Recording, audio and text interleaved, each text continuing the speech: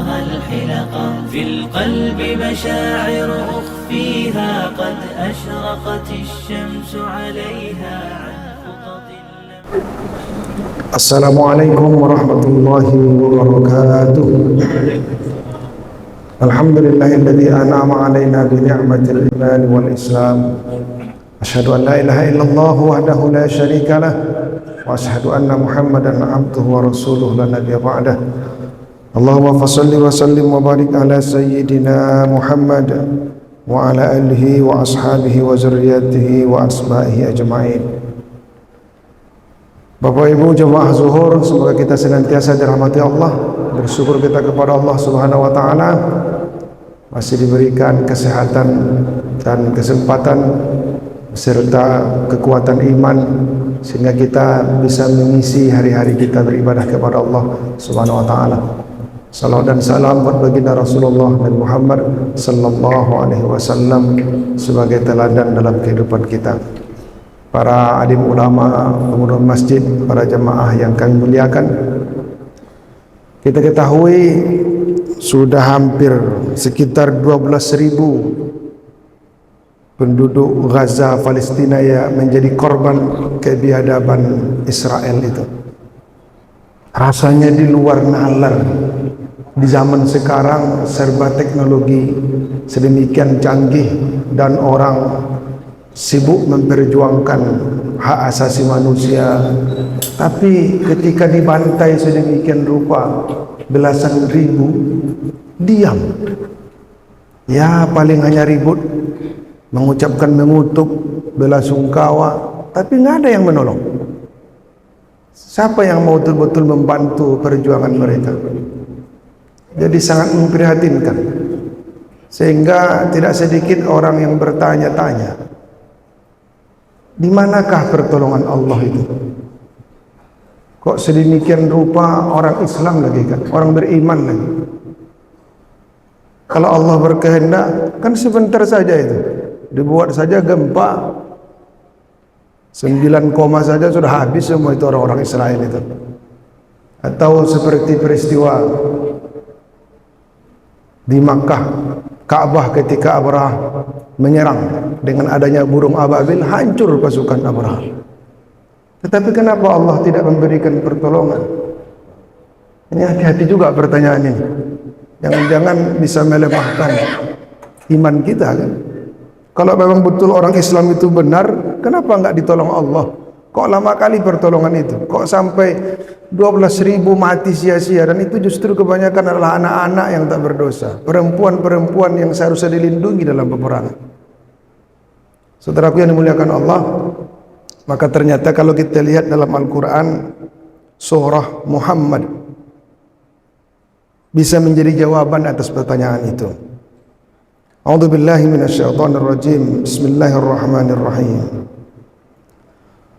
Walau yasha'ullahu lantasara minhum walakin liyabluwa ba'dakum bi ba'd. Ayat ini sebenarnya diawali dengan Allah memerintahkan untuk membunuh orang-orang kafir dalam peperangan.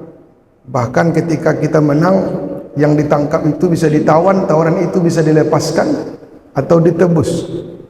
Akan tetapi kata Allah, walau yasha'ullahu la tansara minhum walakin liyabluwa ba'dakum bi ba'd.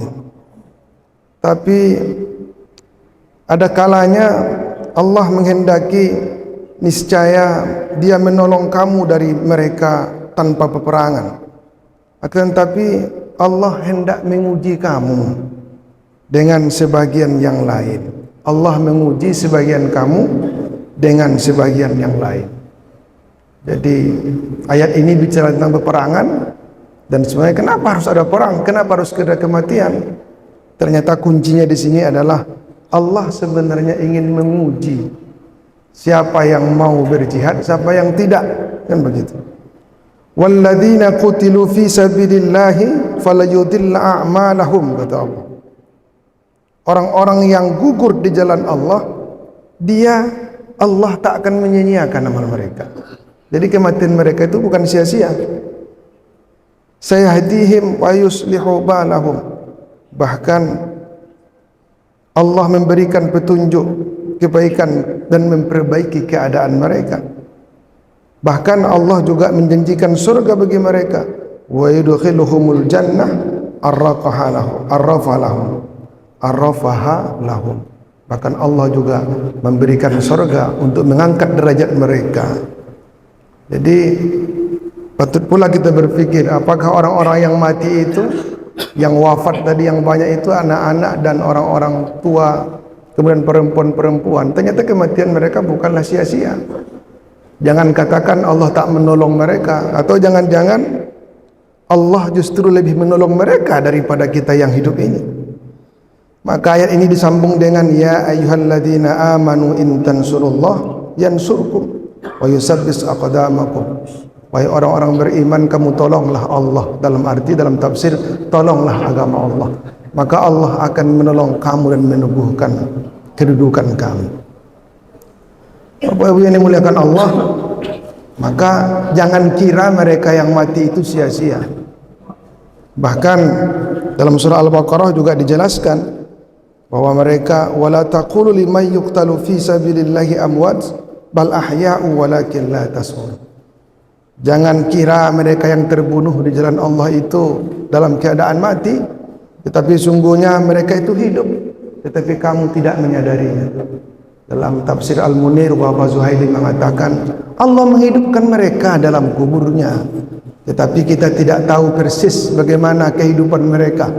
Yang penting Al-Quran menginformasikan dan kita meyakini bahwa orang-orang yang mati di jalan Allah itu hidup pada hakikatnya, walaupun secara raga mereka telah wafat di dunia ini. Maka lagi-lagi kita berharap saudara-saudara kita yang wafat itu betul-betul syahid.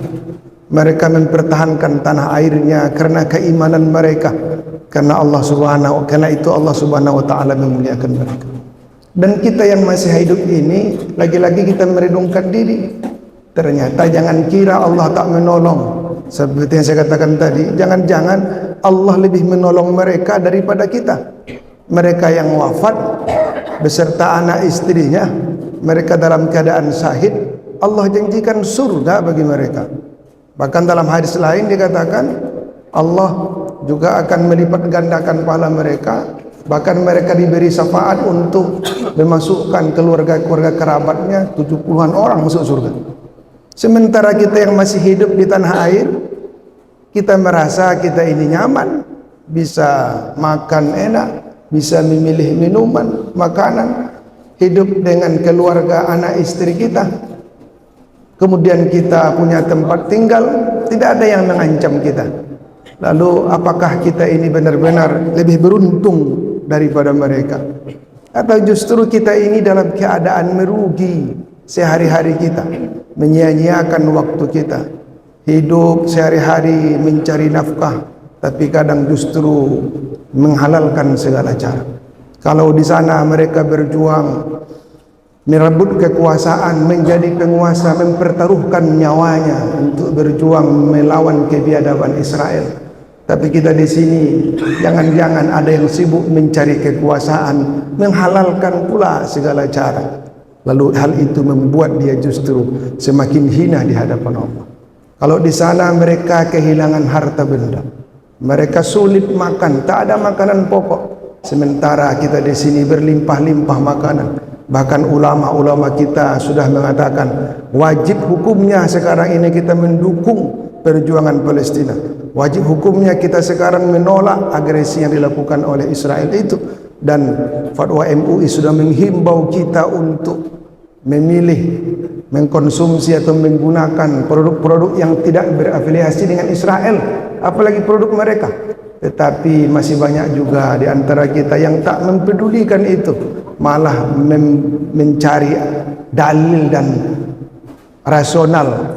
Ya, kalau tidak dibeli, kalau tak digunakan, kan karyawan kita macam-macam lah mencari dalih.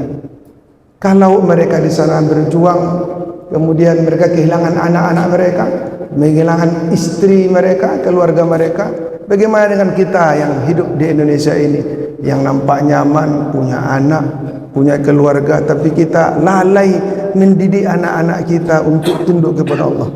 Kita masih sibuk mendidik anak-anak kita bagaimana mereka supaya berhasil dalam pendidikannya, sukses dalam kehidupan duniawinya, tetapi kita tak pedulikan bagaimana membentuk iman dan akhlak mereka. Padahal Allah juga mengatakan, ya ayyuhalladzina amanu taqullaha haqqa tuqatih, ya ayyuhalladzina amanu qu anfusakum wa ahlikum nar. Kita harus bertakwa kepada Allah dengan sebenar-benar takwa, dan kita harus juga menjaga satu akar kata dengan takwa, wiqayah, memelihara mereka supaya tidak menjadi orang yang masuk dalam neraka, supaya kita beserta keluarga kita istiqomah dalam ketakwaan. Pantas jugalah Allah Subhanahu wa taala mengingatkan, wa'lamu annama amwalukum wa auladukum fitnah. Ketahuilah sesungguhnya harta kamu, anak-anak kamu itu adalah ujian semuanya, ujian semata. Bahkan Allah juga mengatakan, kullu nafsin za'iqatul maut. Setiap kamu pasti akan mati. Wa nabluukum bisyarri wal khairi fitnah. Ingat juga bahwa kami menguji kamu dengan kebaikan, dengan keburukan, dengan kebaikan. Itu semua sebagai fitnah, sebagai ujian. Nah, ini relevan dengan ayat tadi. Ternyata ada yang wafat, ada yang mati dalam peperangan. Semua itu juga menjadi ujian dari Allah Subhanahu wa taala. Kata fitnah, kata Wahabah, adalah taukid dari nabluwakum. Makna arti lafaz yang berbeda, tetapi pada hakikatnya maknanya sama. Semua kita diuji oleh Allah Subhanahu wa taala. Jangan kira yang diuji itu orang-orang yang menderita. Jangan kira yang diuji itu adalah orang-orang yang terancam hidupnya, tapi justru kita yang berada aman, merasa nyaman, penuh dengan kenikmatan dunia. Sesungguhnya kita juga berada dalam ujian. Bahkan justru banyak orang yang tak selamat ketika diuji dengan kenikmatan itu. Kalau kita dapat musibah, dapat kesulitan, bukan main kita solat kadang menangis memohon pertolongan kepada Allah, tetapi kita mendapat nikmat, kadang kita lupa untuk bermunajat kepada Allah Subhanahu wa taala. Kadang kita lupa untuk berbagi pada sesama manusia. Maka standar dasarnya adalah ketika orang mendapatkan keburukan, dia bersabar. Ketika dia mendapatkan kebaikan, dia bersyukur. Tetapi para wali Allah tidak begitu cara berfikirnya. Ketika mereka mendapatkan musibah, justru mereka bersyukur. Ketika mereka mendapatkan kenikmatan, justru mereka berbagi. Tidak sekedar bersyukur, tetapi berbagi.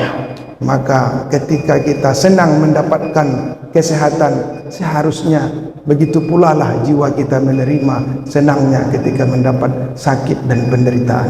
Semuanya hanya milik Allah. Semoga kita tetap istiqamah berjihad sesuai dengan fungsi dan kapasitas kita masing-masing. Banyak maaf, taufik wal hidayah. Wassalamualaikum warahmatullahi wabarakatuh.